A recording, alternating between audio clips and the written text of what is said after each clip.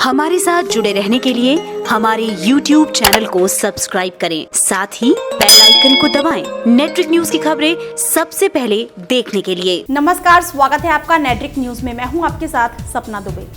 जम्मू कश्मीर में जब से भारत सरकार ने अनुच्छेद 370 खत्म किया है, तब से पाकिस्तान की बौखलाहट बढ़ गई है।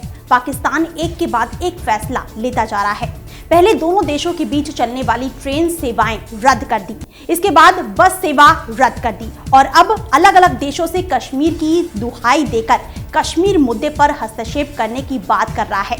जब इससे भी काम नहीं बना तो पाकिस्तान के विदेश मंत्री शाह महमूद कुरैशी शिमला समझौते की कानूनी वैधता को परखने का प्रपंच रचने लगे। मंत्री का कहना है कि पाकिस्तान शिमला समझौते की कानूनी वैधता को परखेगा। दूसरी तरफ संयुक्त राष्ट्र के प्रमुख एंटोनियो गुटेरेस की माने तो उन्होंने भी शिमला समझौते का हवाला देते हुए दोनों देशों के बीच मध्यस्थता करने से मना कर दिया। अगर पड़ोसी देश चीन की बात करें तो उसने पाकिस्तान से कहा है कि भारत और पाकिस्तान उसके पड़ोसी मित्र हैं और वो चाहता है कि कश्मीर मुद्दे को दोनों देश संयुक्त राष्ट्र के प्रस्ताव के आधार पर और शिमला समझौते के माध्यम से सुलझाएं। पाकिस्तान के विदेश मंत्री कुरैशी बीजिंग पहुंचे थे ताकि कश्मीर मुद्दे पर चीन का समर्थन पा सकें। कुरैशी ने कश्मीर के हालात के संबंध में पाकिस्तान का रुख स्पष्ट किया और मौजूदा घटनाक्रम में उठाए गए कदमों से वांग को अवगत करवाया। सवाल उठता है कि शिमला समझौता आखिर क्या है, जिसकी वजह से कोई भी देश कश्मीर के मुद्दे पर दोनों देशों के बीच मध्यस्थता ही नहीं कर सकता है। आइए शिमला समझौते की खास बातें जानते हैं।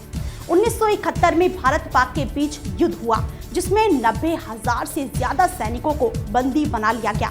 उसके बाद भारत और पाकिस्तान के रिश्तों में सुधार लाने और पाक युद्ध बंदियों को छुड़ाने की प्रक्रिया शुरू हो गई। फिर दोनों देशों के बीच अच्छे संबंध के लिए 2 जुलाई 1972 को एक समझौता हुआ। क्योंकि ये समझौता शिमला में हुआ, इसलिए इसका नाम शिमला समझौता रखा गया। भारत की उस वक्त की पीएम इंदिरा गांधी और पाकिस्तान के उस वक्त के प्रेसिडेंट जुल्फिकार अली भुट्टो ने हस्ताक्षर किए। शिमला समझौता के आखिर क्या मायने हैं?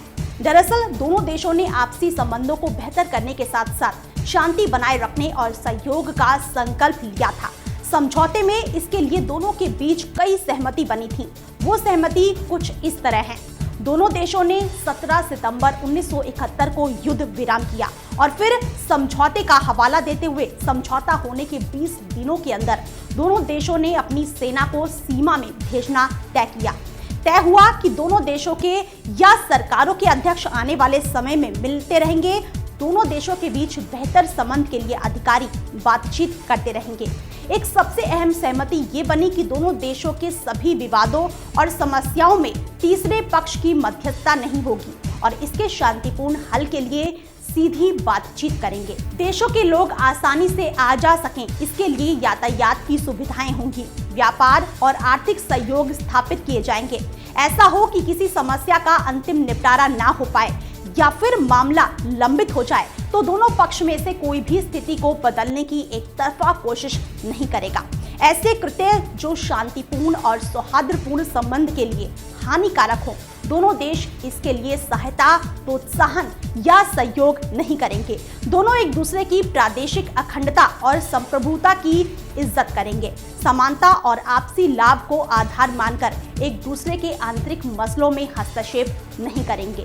कोई भी उग्र प्रोपेगेंडा को रोकने के लिए दोनों देश अपने अधिकार के तहत हर वो कोशिश करेंगे जिनके निशाने पर दोनों में से कोई भी देश हो। दोनों देश इस तरह की सूचनाएं भी साझा करने को एक दूसरे को प्रोत्साहित करेंगे। संचार के लिए डाक, टेलीग्राफ सेवा, समुद्र सीमा डाक के अलावा सतही संचार के जरिए उड़ान समेत हवाई लिंक को बहाल किया जाएगा। शांति, युद्ध बंदियों और शहरी बंदियों की अदला बदली, जम्मू कश्मीर मसले का निपटारा और राजनयिक संबंधों को सामान्य करने के ऊपर काम करने दोनों देशों के प्रतिनिधि चर्चा के लिए मिलते रहेंगे। जितना संभव हो आर्थिक और दूसरे सहमति वाले क्षेत्रों में व्यापार और सहयोग दोनों देशों के बीच बढ़ेगा। विज्ञान और संस्कृति के मैदान में लेन देन की सहमति बनी। फिलहाल इतना ही। बाकी ऐसी और वीडियोस के लिए आप चैनल को सब्सक्राइब करना ना भूलें। आप देख रहे हैं नेट्रिक न्यूज, साहस सच कहने का।